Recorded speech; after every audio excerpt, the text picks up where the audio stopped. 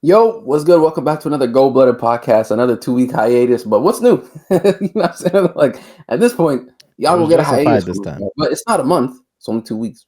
You know what I'm saying? That means a bigger pod episode, though. More shit to talk about, more things to cover. You know, it's just it's good and bad, but there's more good than bad. You know what I'm saying? But I hope y'all been straight. You feel me? Make sure to like, comment, subscribe, turn on post notifications to be notified when we upload. I won't take too much of your time during this intro. You know what I'm saying? We'll get straight into the thick of it. No KSI. Denver gifted. How we doing today, man? Good, man. Good. Happy that we're back recording. This is the end of the new year, but also a new era for Gold-Blooded. This is, I think, our first pod.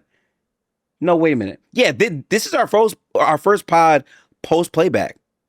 That's crazy. Yeah, it is. I'm sorry. I'm laughing because I said that thick of a joke, and chat is not fucking with it. So for those of you watching on YouTube, we record these in Discord now, so the chat is frying us a little chat bit. On the stage when we record. Chat, the niggas who are in here are not fucking with the thick of a joke, but it's all good. One of them said, "Oh my goodness, Valentine." Anyways, though, yo, Denver, man, how are He did not doing, like bro? that shot at all. I'm good, man. I'm good. I've been good, man. You know, playback. You know, we haven't talked about that yet, but you know, there'll come a time and place for that, as KB Gifted said, and also Low also said yesterday. But you know, I've been doing good. I've been doing good. Hope everybody had a great Christmas. And yeah. All right, that's good, man. You know what I'm saying? Appreciate it. You feel me? Yeah, I don't really got anything much more to say about playback. If you want to know my thoughts, you can check out last episode. But outside of that, you know, shit happens, man. You know, that's all I can really say. But yeah, man, let's get into these Warriors games because we missed a lot. The last game we spoke about was obviously Chicago, and it's a very good win. You know, obviously talking about Kuminga and his absences, but a lot more has happened. 3-game losing streaks has happened. 3-game winning streaks has happened. But in those, it's just been, I believe in our I think we played like a bunch of games. We're like 500 in our last couple of games. I know we had a 3-game losing streak, then a 3-game winning streak, then we lost, and then now we just won today. So it's like we've been all over the place, to be completely honest with you, bro. But to get into the games, obviously we had a 3-game stretch where we played Phoenix, we played Portland, and I believe the third team that we played was Minnesota. And Steph, obviously coming back from injury in the first 2 games, was going absolutely bonkers. He had 39 in one game, 40 something in the next game, 12 threes made, and we lose back-to-back games. And the talking points around the Warriors have just gotten really, really bad, to the point where it was discussions about trade to some key players like Draymond Green or even Jimmy Butler, because those losses were becoming so bad to the point where even Steph, at putting up 48 points in a game and making 12 threes, was still not enough for you to win a basketball game. Where Steph can put up 39 points in a game twice in that same span, and you end up losing both of those games.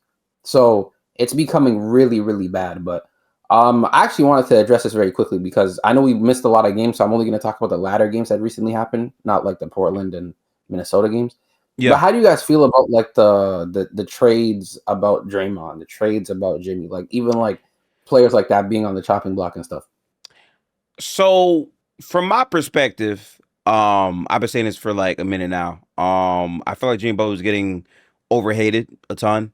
I just generally still think overall in the season, Jimmy Butler has been pretty good. I know there's some games where you would like him to be a bit more offensively inclined, and he hasn't been. But he's been far from being a flat out negative on the floor, and really anyway on both ends. He has shown up routinely for the most part. So I'm not really mad at the Jimmy Butler aspect of things. Also, he's been pretty durable. He's played almost every game for the most part, so I can hate on that, even though he has had some lingering injuries. The Draymond thing is funny because the Draymond FC people that have called him a donkey before in the past, that really just have not liked Draymond all time, really, are really campaigning for him to be off this team. But the difference is this time, the play is starting to match up to that level damn near. So it's an interesting inflection point for the Warriors and where they are. Obviously, Klay Thompson is no longer on his team. Draymond will be the last like real piece of the dynasty remaining. For him to leave would completely shift the construction of this team overall. I do think there's a deeper convo to be had about the construction of this team and where Draymond fits in that. But it's interesting to say the least, you know? Yeah, I agree, man. Denver, I know you're someone who obviously I still value Draymond to some degree, but like I know that you definitely value what Draymond still does to some degree, still holding out a little bit of hope because he does have that kind of like credit in the bank to some degree. But how do you feel about these talks so far, man? Yeah, I feel like I've been sort of on the train of not necessarily like, oh, get him out of here. I just don't think that he's really somebody, especially offensively, who you can really go to in a lot of the situations that you used to be able to. Like his like offensive his offense has become just so limited, especially this year. And the defense is still there in like certain points, like for certain matchups he still gets up for, but it's not as even as consistent as he was even last season. And it's just obviously like it's becoming very obvious that he's aging. And so I'm not necessarily on like, oh, again, like, get him out of here. I just don't think that he should be like being given as much offensive responsibility as Yeah. he is, especially with the turnovers, which I'm sure we'll get to. Um, but also just how limited he's been offensively. I think is for me, it's gotten to a point where I've been someone who always campaigns Draymond. I think his defensive longevity is something that needs to get spoken about a bit more. I also do feel like even from an offensive standpoint, being able to remain at least at a decent level for how long he has been in the league has been pretty decent as well. But my biggest concern with Draymond was always been what can you do for me offensively besides initiating the offense, especially given in these latter years where Steph is aging, you need more help around like across the board, even for someone like a Draymond, and you're not providing anything offensively to where it's sustainable. Like even now when we're talking about the initiating the bullet passes and stuff, it's not there anymore. Like you've been averaging, you have more turnovers than made field goals this season. And that's really bad. Like that's really, really bad. That's not something to be like I'm quantifying it because it's a number, but you still can't quantify it in terms of like the impact and on a negative side of things. You know what I mean? So even that in of itself is really, really bad. So for me, defensively, is he still elite? Not really. He's great. I wouldn't say he's like a top 5 defender in the NBA. Maybe top 20, maybe top 15, somewhere around there. But like he's not the upper echelon depoy candidate that he was last year, nor was he even the offensive player that he was last year. This is just a worse version of Draymond Green across all boards, in my opinion. Now, is he still an impactful player? Absolutely. He's not someone who is not impacting the game at a positive level on both ends. He's still impacting defenses at a high level. But offensively, it's becoming a massive issue for him to be able to contribute to this team, not only from a positive standpoint as an initiator, but as a scorer. Because as we've been watching these games and as we've been covering the Warriors all season long, we have been noticing a standard pattern when it comes to the Warriors offense when he's on the floor. There has been a massive discrepancy in terms of offensive value when he's on the floor versus off the floor. Now, I don't know if the plus minuses actually show that, but from when I'm watching the game, it genuinely feels like we function way better offensively, and defensively, we still hold up a very good value. Like we're still a top 10 defense without Draymond Green. Yeah, there's a specific stat that I know is true, at least for like the majority of December. It's not like a team stat, but I think what speaks to how much Draymond is struggling, for you to have more turnovers and fouls than field goals made is just crazy. Like that's just not a good stretch for you to have really at any point of the season. And what's making it Hey hard, man, KB? he has more field goals now. Oh, now good because That Raptors game saved them. But continue, yeah, bro. it actually might have been right against save him. But yeah, like Yeah, man, 82 field goals to 80 turnovers. like okay, this is what I'm talking about, right? For Draymond, like it's one thing to be a offensive liability, right? It's another thing when you legitimately turn the ball over and you kill possessions. When you're turning the ball over for a team that already is struggling to consistently score, you're making it really, really hard. And what has always killed the Warriors in the past, the entire time, turnovers. The difference, though, is that Draymond could turn himself up to such another level defensively and even like still score the ball to where, okay, we can accept these turnovers. When you turn the ball over at that rate, you don't really score. You have no bag. And you do bleed a little bit of value defensively sometimes. The value proposition is not the same anymore. And that's what makes it really telling, especially when we have a lot of players on this team that are also offensively inept. So now when GP2 comes in with Draymond, that combination tanks lineups. Yeah, that it's weird because I literally said in the beginning of the season and for a good portion, like I don't really feel like Draymond's been the problem or Jimmy or Steph. I really feel like it's been the young guys, and I'm still I still do believe that to some degree. But now, like especially given this month and the last like month and 2 weeks, it's been a really really bad. So like if you were to ask me, bro, if there was a trade that can like get you something valuable back for Draymond Green, something that's a starter level caliber player that can impact the game on either both ends of the floor or just a high value offensive player, bro. I'm not saying no. Like honestly, and it's not a matter of like me. I'm sick and tired of Draymond or like I'm tired of his antics kind of thing. I've always been someone who like doesn't defend his antics, but neither does complain about it. Like to be honest with you, but one thing I am getting tired of is the offensive liability stuff. Like I can't have like I'm tired of seeing lineups with him and GP2 on the floor. Like I was just talking about this earlier today when we were playing against Brooklyn. Like it's a constant notion that because how good Steph Curry is offensively, that he's obligated to floor raise these horrible offensive players when that just shouldn't be the case anymore. Like we got Jimmy because we needed a second option, someone to man the second unit, but that doesn't stop you from having competent lineups in the when Steph is on the floor, especially when Jimmy is off. Like when Jimmy comes off, the first person to come into the game should not be Gary Payton II. And this may come towards disrespect to Gary Payton II. To be quite frank, I really don't care. Like the brother is not good offensively. Like I'm sorry, like he's just not a good NBA level offensive player, and he's not someone in a replacement of a Jimmy Butler, if that makes sense. So for me, again, it's almost like a slap in the face when Steph has 13 points, Jimmy comes off the floor, and Steve Kerr says, "Hey, bro, Draymond and GP2, bro, go do something with that." Like that just doesn't really make any sense to me. And you're saving all the better lineups for Jimmy Butler because he needs shooters around him. Why would you not want to put shooters around one of the best shooter of all time to get quality looks to be able to knock down some open shots instead of putting two people on the floor who aren't good finishers and who are literally redundant in terms of what they do? They both set screens for Steph. They both roll for Steph. They both play in the short roll for Steph. Everything is involving Steph. I don't care what the plus minus is say. The plus minus is solely dependent on what Steph is doing for them, not what GP2 is doing for Steph. Because half of the niggas on this roster can do what GP2 or Draymond, what they're doing offensively, but also can provide something else to a better level. So, like, for me, again, Draymond, he got more credit in the bank. He could just turn up come January, second half of the season. He could just turn around and be elite defensively and offensively become better. But, bro, time is ticking, bro. And this is time we just do not have. So I think he really needs to step it up. That's just my opinion. But for someone who has been stepping it up, and I will talk about him positively, even though I don't like him as a player, Brandon Pajemski, I mean, this past month, it's been pretty good for him, bro. I'm not gonna lie. Like he's been quite productive offensively. I mean, when it comes to a player who started off the season extremely underwhelming, a player who I believe all of us want traded.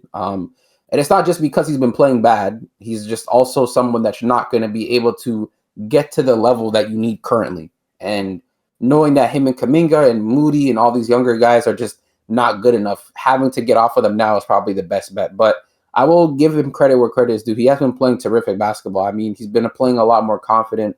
He's been shooting the ball much, even at a higher clip, as well as just the shots that he's taking, he's shooting with confidence. He's letting the game kind of come to him. He's not really trying to force anything, even though he never forced anything before. But you can see that he's playing with a bit with a sense of urgency, if that makes sense. You know what I mean? But Denver, man, how do you feel about BPodz's play so far, in this month of December? It's actually been kind of crazy to see it because it's just I feel like it was something that we had seen flashes of in some of the preseason games, but then he just reverted back to the player of the first half of last year where he just didn't want to shoot either, or he was just too indecisive picking up his dribble when he didn't necessarily need to. There was a play that you remember he picked up his dribble at half court and got quadruple teamed because he did that. But other than that, he's been good. Like, I'm not gonna lie, he's been knocking down his threes, when he's open, and that's something that has been like kind of lacking on this team, which is kind of crazy. Yeah, for some reason we don't make wide open threes. I don't know why. It's definitely a bit weird.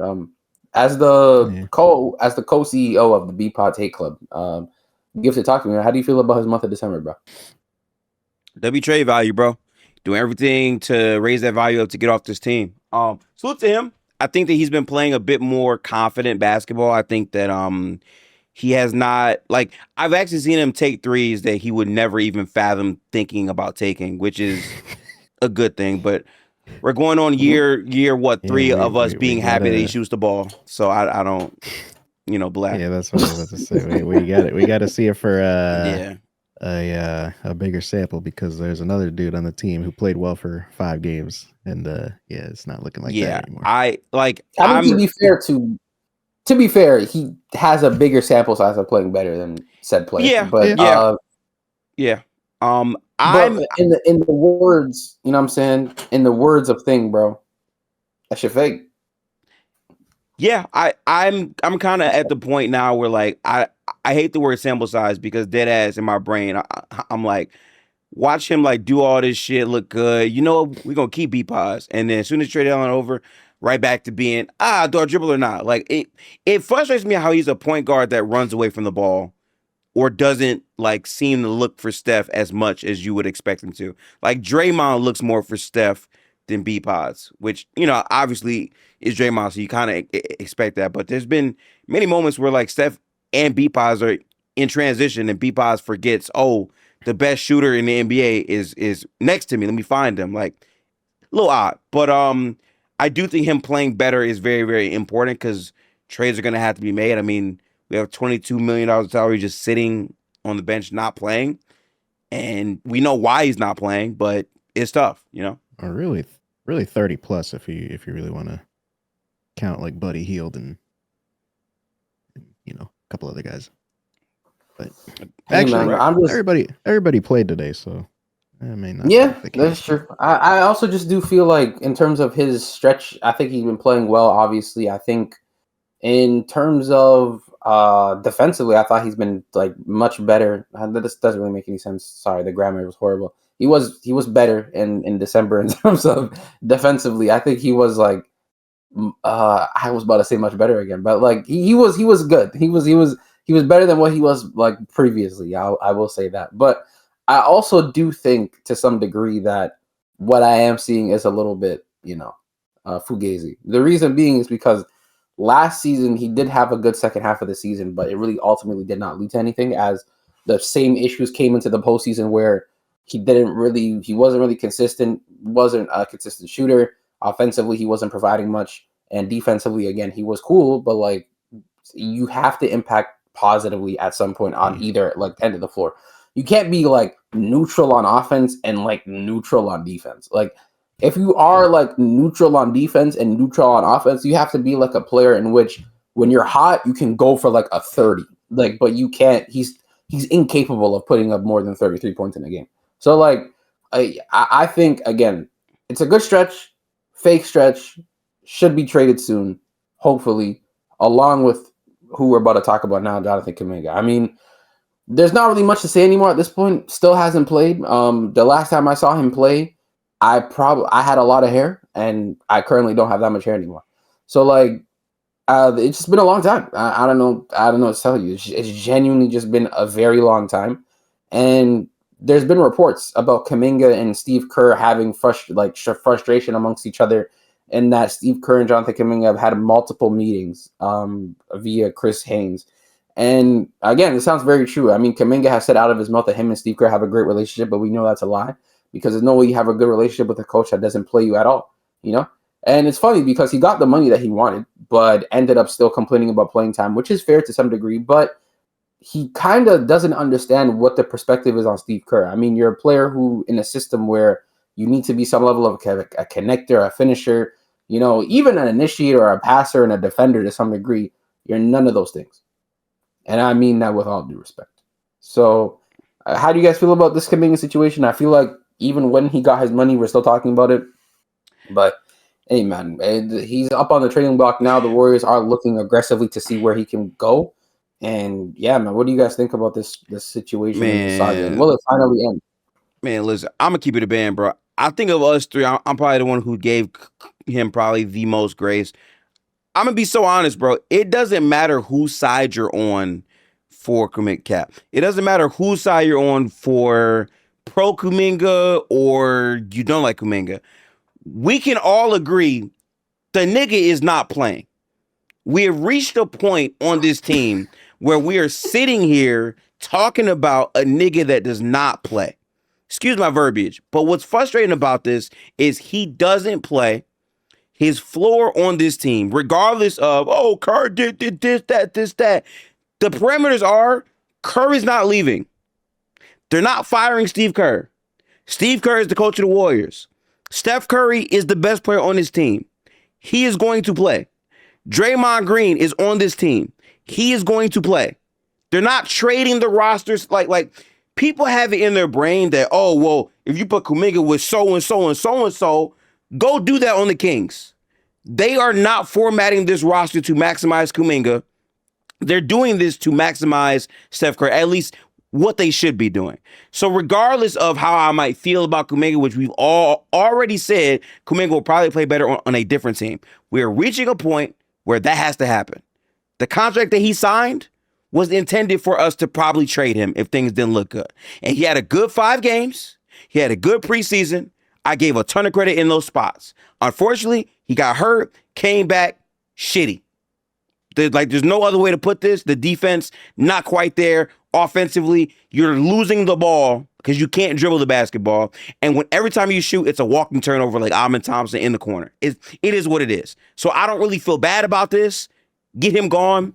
It's less hate on Kuminga. It's just reality, bro. I'm tired of sitting here reading sham bombs like, oh, Jonathan Kuminga didn't just get him gone for him and us. At this point, it's a two-way street, and we don't have time to keep babysitting shit. If Kerr is confused about when to play him, when not to play him, let's ease that confusion by getting him the fuck off this team. That's my take.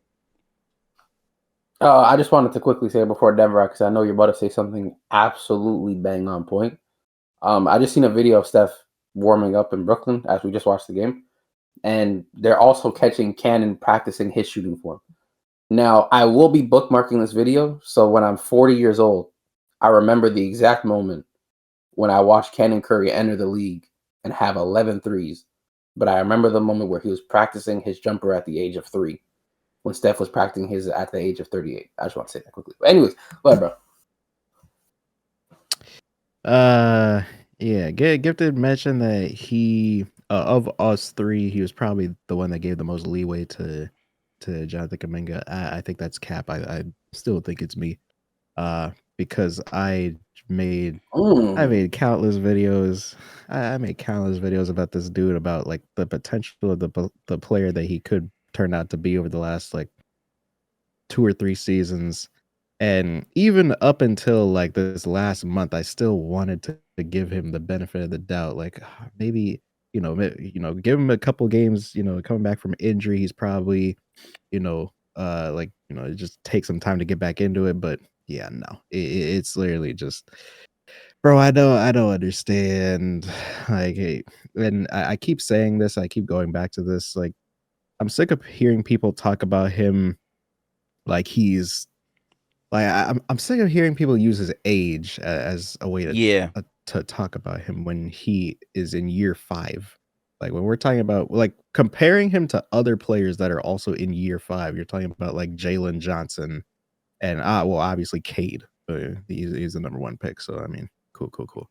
You're talking about like bro, almost anybody else in the lottery, Franz, like almost anybody else in that lottery, you would take over Jonathan Kuminga. And it really isn't at this point because he just hasn't gotten a fair he hasn't been given as much of a chance, bro. He's been given several chances at this point, especially over the last few seasons, and it's unfortunate, but it just is not. It's not going to work out here. It could, work out for him elsewhere, but it's just not going to be here, man. I'll be honest though, like, where would it no troll Yeah, I know his skill set is not good for the Warriors, but like, where would it genuinely? Where could you see him go and be like instant impact in terms of like even for himself? Like, bro, like the nigga couldn't make layups when he like when he got minutes here. Like, you know what I mean? Like, I don't.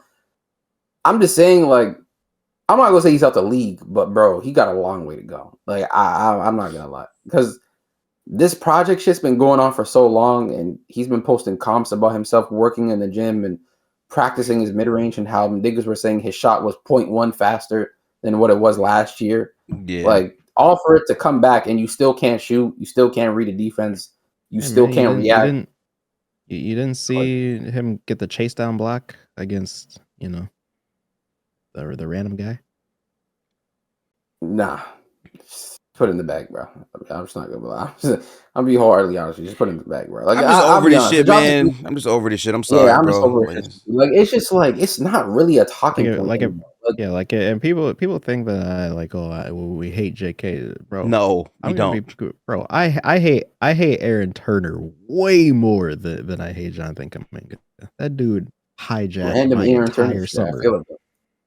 I Bro, feel that it, dude man. You know what I'm saying? I don't know. I'm just hijacked our entire summer for this just the circus act that he went it's through. true. I hear it, bro. But like, it's just I'm tired of talking about him too. I think the guys that we should be talking about are guys like Draymond who can't make a layup. You know, guys like BPodz who are faking their way to might possibly staying on this team. That's why, like, chat, when I'm talking about BPodz in a positive manner, and like I seem a bit monotone, is because I'm scared this play will cause for him to not be traded, which it shouldn't be the case. He should be gone. Like, I don't care if he averages 13 points per game shooting 50% from three. Just get him gone. Like, like it shouldn't be without question that he should be gone. But on a positive note, I actually want to talk about a few things. Because there's still a lot more to discuss. I want to talk about Quinten, bro. I feel like this season has been a bit strange for him, but there's still a lot of positives to take away. I feel like offensively, it hasn't been the best season for him to be. I feel like he's kind of in a sophomore slump when it comes to his shooting. Getting a lot of good looks, he just hasn't been able to knock them down. You just feel like as the season goes on and as the responsibilities continue to heighten for him, and he understands the load more, like he'll be able to knock down these shots better. Like, that's why I always said, like, when you're a shooter, you always want to practice your shooting when you're tired. Like, you got to build some level of fatigue to be able to knock down these shots. Like, when you think about Steph and the amount of running that he does, it amazes you that he can run the length of the floor and do all these things, but then at the end of the shot clock, he's shooting off the dribble from hash. And there's not even it doesn't look like as if he was running previously. It just still looks like the shot looks good.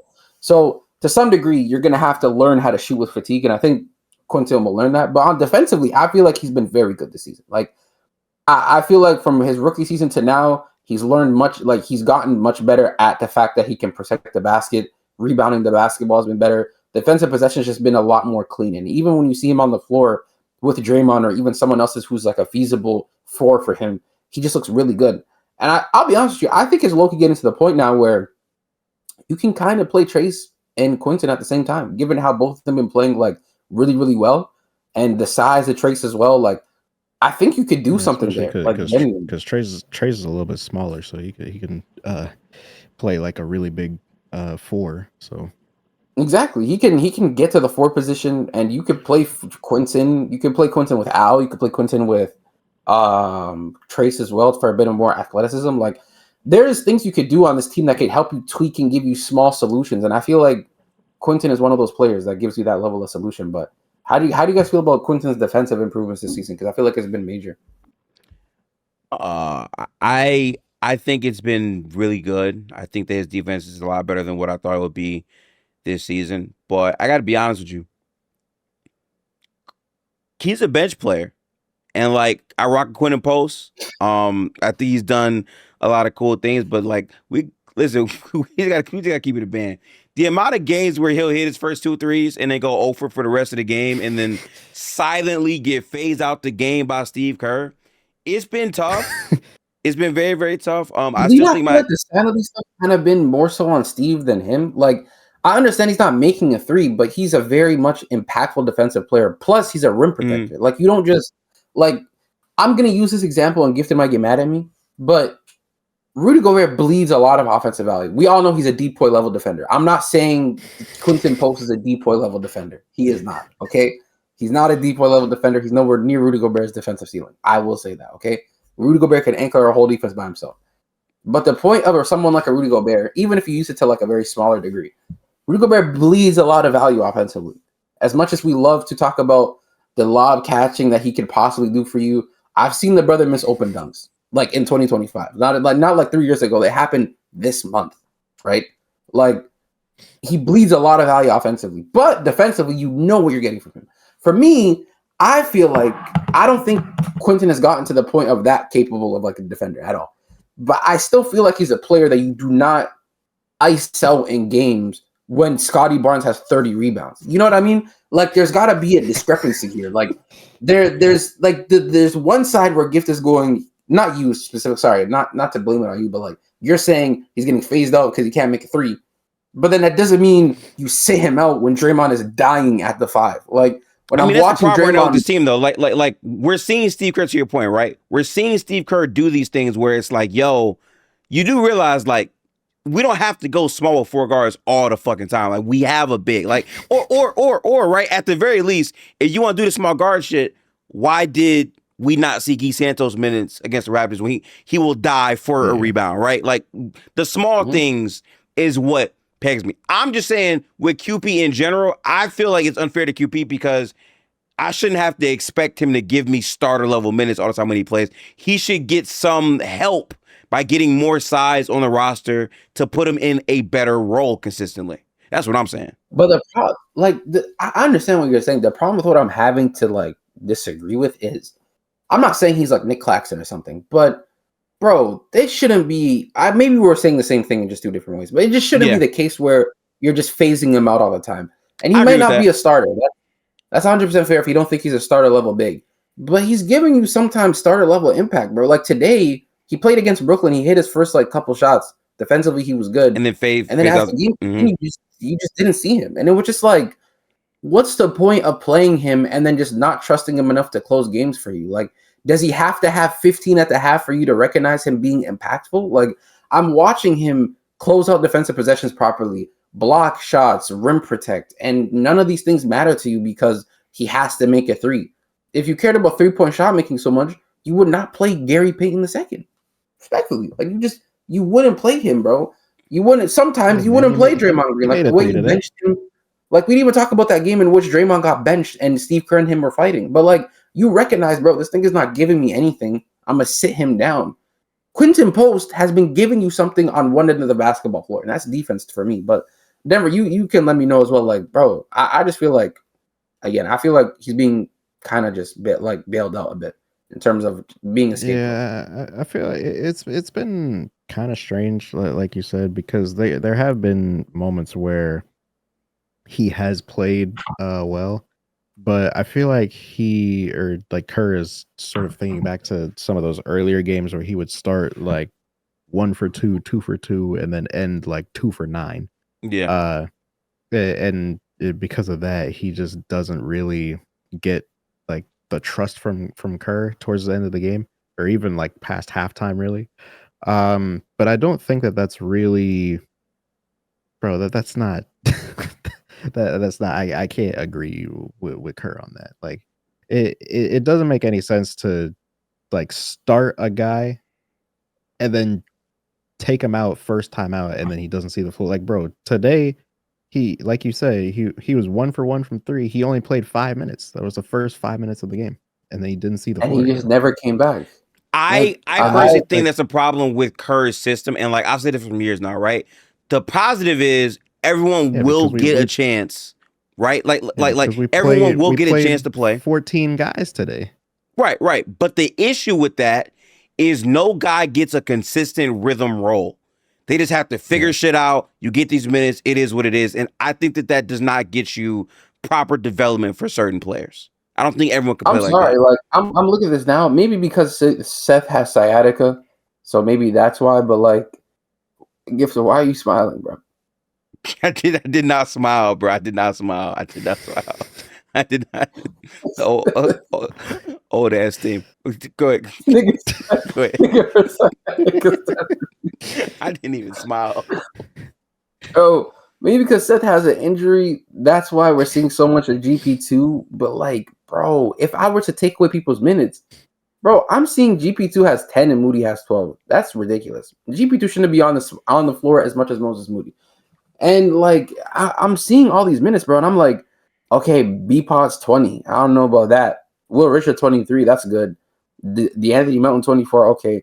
Trey Jackson Davis had 22 minutes. I mean, mind you, he was very Solid. good today. Like, I'm not. Yeah, he was good. I'm not gonna lie. He was very good. Very, very, very, very good. He was good. We'll talk about him He's too. been somebody that I've been kind of up and down on True. over the last like year or so. But he looks to be sort of bouncing back over this last. It's weird because like couple he's weeks or certainly so. undersized for the 5, but he's playing good minutes this year. So like I'm okay with it right now.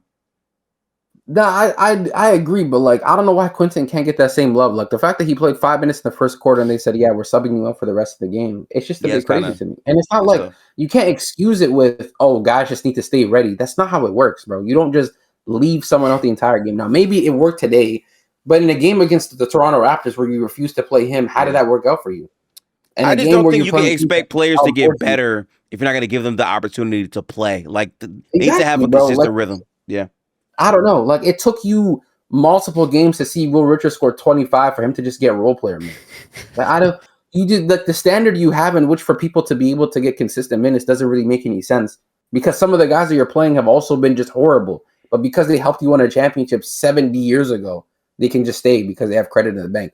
Like I've never seen a player like GP2 just come into the league, be a role player in a championship caliber team, a role player, and get as much credit in the bank as he did. Like, bro, he helped us win a title. Y'all traded Kevon Looney, who helped us win 3. Like, this doesn't really make any sense. You recognize Kevon Looney was bad. You can't recognize GP2's bad. Like, I just don't. Well, they didn't trade him. He signed. I mean, you didn't want to pay him money, but you paid GP2 money. Like, you get, bro. How are you funding GP2's life? Anyways, bro. Like, that sounds crazy. Jesus Christ. How are you funding an NBA player's life by paying him a contract that he agreed to? That's crazy. I can't with this shit, bro. Like, so way to say that. I can't with this, bro. I'm sorry. Like, it sounds like bro. But you made it sound like he a crack addict and they're just paying for him to live in a house or something. Like, he's a human. Bro, the thing that he's doing is just outrageous on this team, bro. Like, I'm sorry. Like, it really annoys me. Like, I don't know, man. GP2's a good defensive player, but offensively, he's really bad, bro. And I'm just sick and tired of having to watch him play with Steph when we need conducive. He hit a 3 today, bro. None of us thought that 3 was going in. Not any of us. I said, "Oh no!" Gifted laughed, and Denver for a second started moving back in his chair because he thought for a second. He genuinely thought that shit was about to be an air ball, bro. Like we all knew this nigga can't shoot, bro. I didn't vocalize it though. I didn't vocalize. You vocalized it. That's the difference. Like, bro, I'm just saying, bro. Listen, I don't want to keep harping on the negatives. I mean, I think Quinten, Trey, Steph, Jimmy, Al has come back from injury and he looked good in his first game back. I mean, he's been much more productive, you know. I think there's a lot of positives to still look at in this team. The Warriors are still a very good defense. It's just offensively, we really need to figure it out. And by figure it out, I mean stop playing GP2 so many minutes offensively. I don't care if his on-offs are 127 offensive rating. It is fake, bro. It's like it's the fakest thing you can see in your entire life. But to talk about the positives, I mean, the Warriors ended up going on a 3-game winning streak and then losing to Toronto. Like I said, we ended up beating Brooklyn on a back-to-back today at the time of the recording, right after the game. And it's starting to look better. I mean, to talk about even more positive things, Steph has been looking like an all-NBA caliber player for the entirety of the season. I mean, he's had bad games in December, but it hasn't been like a Steph slump December, which is a good thing because if usually he slumps now, that means he's going to slump for a while. And he hasn't been doing that. So he's playing through December pretty well. And I just want to give shout out to Steph, bro. I mean, arguably one of his best Decembers. Yeah, I think he was like the 4th leading scorer in the month, averaging 31 points a game. And bro, he's been playing out of his mind, in my opinion, bro. Like he's just been hooping. Like outside of Shea, you can genuinely argue he's been the second best guard in in the NBA. Like, he has a case. Like, and would I argue that? I don't know. But I think he has a fair case to be able to say, hey, outside of Shea, I've been the best guard in this league. In terms of my own production, in terms of my impact and what I'm bringing to the table, you can say that, bro. Like, and again, that's just the level of player that he is. An all-time greatest point guard of all time, greatest point guard of all time, in my opinion. And this is a player that you build around, even at the age of 38, where he can give you one or two chances of being able to get to the top and get that championship that you're trying to achieve. But when you have people like GP2 on your team, just makes it impossible. I'm just saying, bro. So okay. Hang on. I do want to say this though. Like, the way KB describing GP2, like, he's like the worst player in the fucking NBA. I'm gonna say this much: GP2 has had a lot of moments this season where he's given us positive minutes, contrary to popular belief. The issue is there's just so much of him to go around at times, and it's like in doses will be better. And I like again, No. I feel like would you want doses? Would you want doses of crack, or would you just not want crack? It depends on what I'm doing. It depends on the activity I'm currently performing. Listen, all I'm saying is that the issue that I have is it seems like there's no rhyme or reason for people's minutes from game to game. I'm sorry, bro. Like, you're going up against the Raptors in that game, and the clear issue, like clear as day issue, is we cannot rebound. Scotty Barnes had 24 fucking rebounds, and something tells you.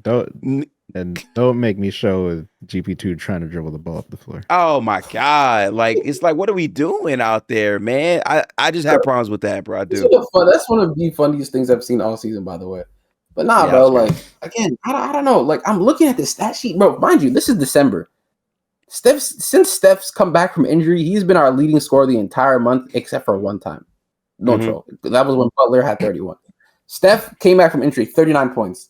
Steph, Portland, 48. Steph, Phoenix, 28. Orlando, 26. Dallas, 23. And that was his horrible game. He led the league. He led our team in scoring. Toronto, 39. Brooklyn, 27. And then we're at Charlotte, and then we play OKC on Friday. We literally play OKC on Friday. We do. So, like, bro, listen, I'm saying this now because we're recording this. OKC, bro, y'all don't want to see Steph now, bro. That's all I'm gonna say, bro. I don't want to see my goat now, bro. Not when he was, bro. They know, Gifted, be honest. They got to see, bro, when he came off of being sick, and he was still sick. He was just like good enough to play. That nigga was dying out there, bro. We seen that. Like, he couldn't breathe. Listen, I hear all that. All that sounds fine, and Danny Flowers, all that. What's gonna kill me about that game is the fact that people have been acting like OKC sucks. They lost to the Spurs 3 times. They are going to be on a belt to ass mission. And if there's one thing that the OKC is good at, it's beating teams that are 500 or under. Like, they thrive in them environments, and we're definitely a team hovering around there. So I'm hyped for the game, but I could just see possessions make me mad in that game. So those possessions start with GP2 initiating it. Yeah, I'm already knowing, bro. Like, it's fine. At the end of the day, like, we just gotta get it going, wrong, bro. Anyways, though, man, let's talk about the future games. Obviously, as we're going into the new year, hopefully, if you're seeing this, hopefully your 2026 is great and you achieve all the goals that you're set out for yourself this year. I know, obviously, 2025 has been a great year for some, bad year for some as well, but end of the day, man, you just wake up, you thank God every day that you're breathing, and you continue to strive for whatever you're trying to strive for. But anyways, to talk about the Warriors games, man, we have Charlotte coming up. We have OKC on Friday, and I believe the following game after that is Utah. So we have a 3-game slate of Charlotte, OKC, Utah. For me, I think it should be 2-1. I know Charlotte's been not really the best of teams in terms of they're still like a tanking team, but they definitely have talent. I mean, Knipple, Brandon Miller, LaMelo. I mean, the center that Gifted loves, I forget his name, but he's been hooping as well. Yeah, he's been playing well. Not playing right now, sadly. He has an injury. Yeah, unfortunately. Unfortunate. But they've been playing well. So I'm not going to say that game's going to be particularly easy, but I will also say you're the Warriors. I expect a win because you are a better team. So That's what I will say. That's one. So for us to have 2-1, the loss will be against Utah. And yeah, what do you guys have? Yeah, yeah. Utah scares the fuck out of me because Keontae George been frying. We already know what Lloyd Market had been doing, and that team got size out the wazoo with the rebound and stuff. So I think that's actually going to be a tougher type of game, and they can get into a shootout with us pretty comfortably. Obviously OKC should be like the biggest scare. We played them very competitively the last time they were in Oracle this season without Steph, so that was good. But I think that's a game where like Al Horford, we need you to get oiled up and ready for that game. Like anything that's wrong with you, we got to get you right for that game. Make sure like all the pains in the arms and knee, like get all that stuff oiled down the right way, and we need you ready to go for that game because we're gonna be in a bind if we don't have you available. I just get everything tying up the right way, you know. But what do you have us that week, man? What do you have us? I think I have us 1-2 to be real with you. I think we lose to OKC. I think we lose to Utah. Be honest, I don't know, man. I think we beat Charlotte.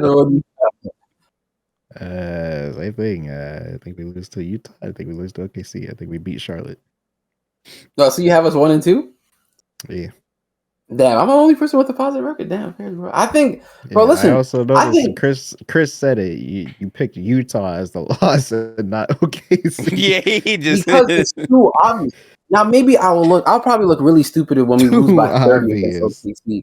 But listen, I feel like we go into Charlotte, and this one's going to be like an 89-91 win. I'm telling you, that's going to be in the mud win. Yes, I agree. We are going to be in the mud versus Charlotte. Steph is going to have like 16 as our leading scorer. But I think going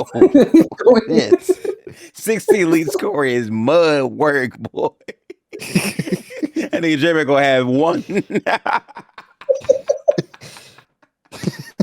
That's mud work for real, man. Damn. Listen, I think like it's going to be a mud type of game, right? But I think going into OKC, obviously knowing that the team that they are, I think everyone's going to try to play up, like, if that makes sense. And knowing that you almost beat them last time, and now, like, they were on better form when you played them in the last time you played them and you almost beat them. Now that they look much beat, like, they played Atlanta recently, and it was bad, like, it was a wire-to-wire game. So, like, they shown some signs of life. And I'll be completely honest with you, bro.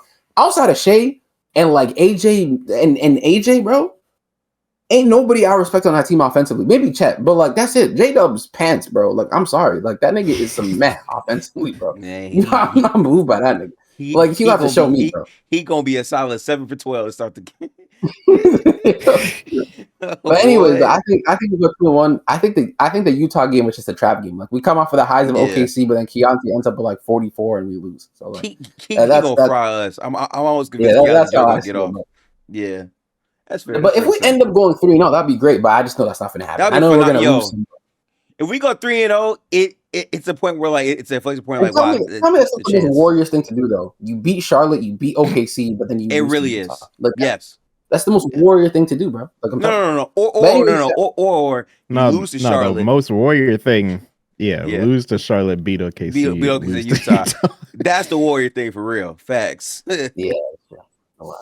Look, listen, as long as we be OKC, I'm a happy camper. Anyways, though, make sure to like, comment, and subscribe. Turn on post notifications to be notified when we next upload, man. It's been a great episode. We'll be back next week with obviously the coverage of those 3 games. So, yeah, make sure to tap in. And if you're not, I was going to say if you're not a member, that's crazy. Make sure to subscribe. And as well as if you're not watching the live streams, man, we are on YouTube now. So tap into the YouTube. We're watching live streams of the Warriors games on YouTube. You want to watch the games with us, go to the Discord. You know what I'm saying? It's good stuff right now. So, yeah, man, make sure you like, comment, and subscribe. Join the Discord. Link will be in the description. Make sure to follow the Twitter. Join the community. Link will also be in the description as well. And, yeah, it's been KB. It's been Gifted. It's been Dever. And we'll catch y'all in the next pod, man. Peace out, y'all. Have a good one. Salute.